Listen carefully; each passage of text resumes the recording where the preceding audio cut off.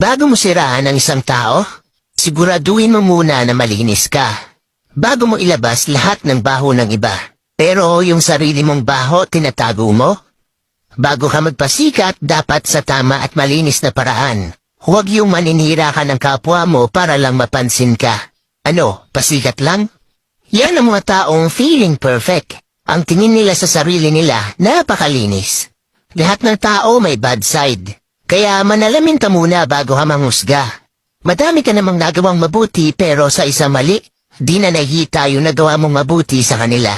Ganon talaga yung mga taong kulang sa pansin. Kahit mali sa mata nyo at labag sa paniniwala nyo, wala pa rin kayong karapatan manghusga ng kahit sino. Hindi nyo alam kung ano ang pinagdaraanan sa buhay ng bawat tao. Lahat tayo ay nagkakamali.